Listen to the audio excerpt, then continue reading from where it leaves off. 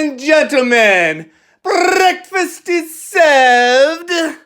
What do we have here? Well, we've got a beer from a local brewery here in the Northeast called Night Shift Brewing.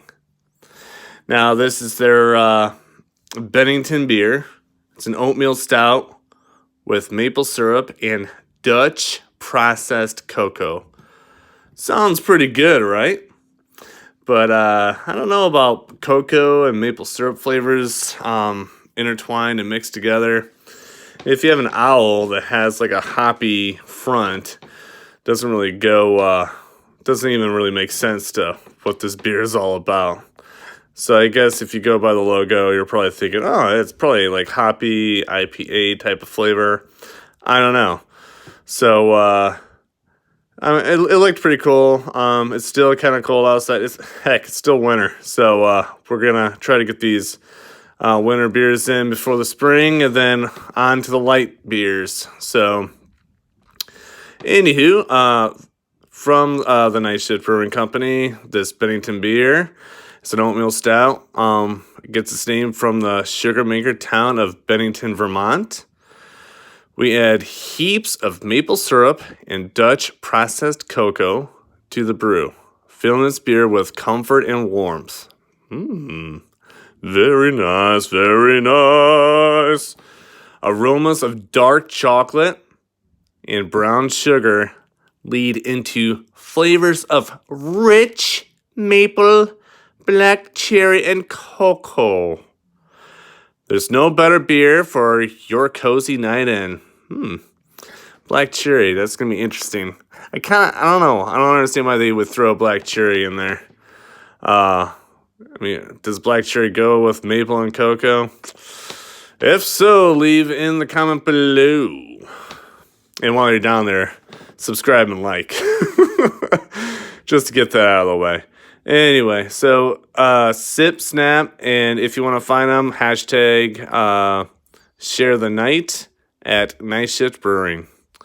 So what's the ABV on this bad boy? I don't know. I haven't really looked. Maybe I should have looked before I recorded this video here. You know, there's nothing more irritating than trying to find where the ABV is. On a beer can. Oh my gosh, are you kidding me? Oh, here we go. Canned. Wow. Oh, not too far off. So this past December 10th, 2020. Alcohol by volume is 6.5%. So I don't know if you guys can see that, but if you're gonna go after a Night Shift beer, this is where you're gonna end up finding. I would imagine finding where the ABV is and when it was brewed. So 6.5%. Yeah, that'll make you feeling pretty good after one beer. You know, if you're a lightweight like myself, of course. That's why they call me Beer Guy Bry, because I like to get drunk off of one beer. So anyway, as for every video, I always smell and then like taste from the can first to kind of give you guys an idea as to like what it smells like from the can, what it tastes like from the can, and then from there I'll show you my fantastic genuine expert pour into the glass here to kind of give you guys a good idea as to like how to pour a beer so that you can impress your your friends, your neighbors, whomever you're drinking with. So let's begin. So this looked like an interesting beer. I wanted to give this one a whirl and try it out. All right, cheers. So after smelling it, I definitely smell like that mapley and that Dutch processed cocoa. It's funny. I didn't think I would smell it, but you can actually smell like that black cherry in there too. It's actually really impressive. I was surprised. Normally when beers throw a bunch of things together, like, oh, try this out, You're like, okay, well, it doesn't smell nor taste like that particular ingredient's in there. You know, why even put it on the can, or why even include it? You're just wasting money. However, yeah, like if you really wanted to sniff your beers before each sip, then yeah, you can definitely smell the maple, the chocolate, and then that black cherry. I think it's just like the chocolate and the black cherry complement each other. Okay, so anyway, let's give it a taste. Come on, Brian. Let's inflate those taste buds with some good flavor.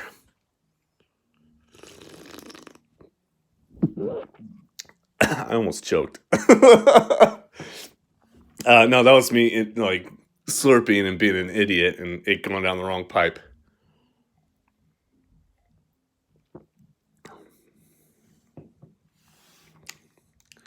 Yeah. You can definitely, it's really stouty. So definitely you get that oatmeal stout kind of flavor that you would find in any oatmeal stout. Definitely taste the chocolate. Oh, you know what? I'm glad I waited just a little bit, because now, aftertaste, in comes the maple flavor. Really good. I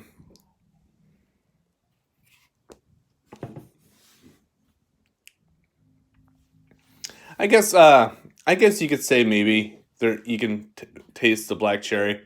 It's just, I think if anything, it's a complementary ingredient to the beer, because it definitely complements Dutch processed cocoa.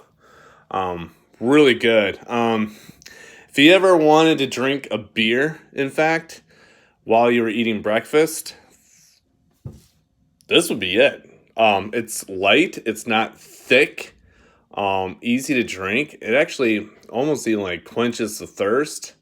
So like if you're eating pancakes or waffles, or oh god, which I wasn't gonna say this, but bacon. Oh, I would kill for some bacon right now. Anyway, yeah, this if you're looking for a breakfast beer, this is it. I'm impressed. Night Shift Brewing. All right, maybe I'll have to try some other beers from this fine establishment. But yeah, very, very, very good. So here we go. Now we're gonna pour it into the glass. See how I tilt? Okay, and let it roll right in. Make sure it's not like, wiggling or anything. It's gotta be like nice, easy pour. See the foam kind of collecting right there? That's gonna be the precursor to. And then that. Good. We got a nice little layer of foam. Well, that's the thing though, like with stouts, you can't get too much of that. In fact, I don't know, like maybe let me try something quick. I wasn't gonna do this, but maybe if you. There you go. Perfect. So now I learned something, and you learned along with me. So with stouts, you're going to want to probably pour a little longer after setting the glass down and then letting it collect. And once you start seeing it start to foam and develop, that's when you can kick back, let it do its thing, and voila. We had a nice good pour. Luckily enough for us, though, this is still a really fresh beer. If you have old beer, if you have beer that's all shooken up from deliveries, or if you're in a pickup truck and you're going over gravel and it's all your beer's shaking around, you're gonna have to really be careful when you're pouring it into your glass. But anyway, I can go on and on about that. And anyway, let's just get this over with, huh? All right. So I'm gonna go and give it the old smell test. Yeah, it almost has it's weird. It almost has a metallic-y sort of smell to it. like a metallic-y oatmeal stout smell. I'm not really a fan right now.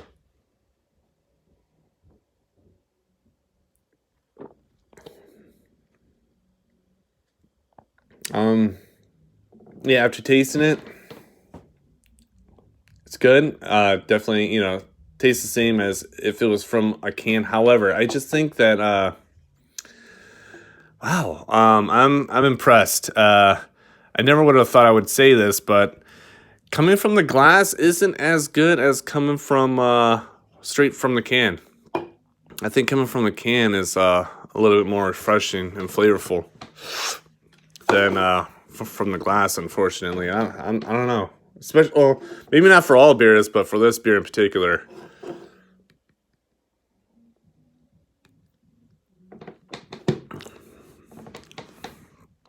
Yeah. Oh my gosh. Like, I'm not feeling it.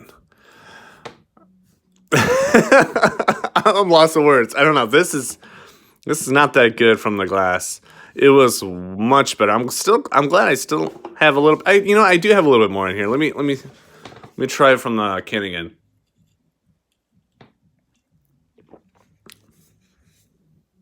Wow, that's insane. There's definitely a difference from what I can tell. Maybe it's different for everybody, but yeah, if you ever get this beer, Night Shift Brewing, Bennington, the oatmeal stout with maple syrup and Dutch processed cocoa, drink it from the can. I would give this, 4.5 out of 5 stars. It's not perfect, but it's easy to drink, flavorful, smells good from the can. However, when you make the transition from that to a glass, it's a little disappointing. I would give the glass flavor and smell like a rating of a 3.5. You know what? 3.5. Because I'm a nice Guy Bry. All right, so yeah, still disappointed. Anyway, so now you know. And now I'll know in the future that if I were to ever get this beer, drink it right from the can. Just don't even worry about throwing the glass out. Unless you want to look cool. Like, hey guys, I'm drinking a dark beer. What are you drinking? Coors Light? So, yeah, it's up to you. But anywho, well, the verdict's in. Definitely a 4.5 out of the can, 3.5 out of the glass. If you have any other beers that you would like for me to try, please leave a comment down below. I'd be more than happy to try them out for you. Also, before I go, I usually go over like the cost of this beer. So this beer, I think it was like, around like for a 4-pack, like $14 to $16 range. That's out here in the Northeast. So I don't know. It could be completely different anywhere else, but not too bad. Not too bad on the wallet. It's definitely one of those beers where, if you want to drink something good, around your buds and not maybe have too much of, go ahead and grab this. However, don't go buying like, 2, 3, 4, packs of this thinking that you're going to drink all that during the night. Because, I'm feeling pretty good right now. So I think maybe 2 or 3 of these would do the trick before, I would cut myself off. But yeah, again, like everybody's different. If you're a smaller person, you probably can only take one, unless unless your liver's shot and you can just drink beer all day. But anyway, what am I doing? What am I talking about? Anyway, is it a worth buy? Yeah, I would definitely buy it, try it. Don't even bother again, put it in a glass, just drink it right out of the can. Drink it one night, and then if you can, do your homework and write me a comment. I'd be interested to see what it would be like to drink this. Let's say you're on vacation, you're with your, brothers or sisters, like you're around a bunch of people that like to drink. Try drinking this with like pancakes or French toast or something, and see if it goes well with that. And let me know in the comments below. I'd be interested into knowing that. So, all right. Well, I hope you guys enjoyed yourselves. And so yeah, this is a beer of the week. I think I might do one more tonight just to kind of like fill up the videos that I have already submitted. So, yeah, because there's too many beers out there, and it's going to take me the rest of my life to get through them all. So, anyway, cheers.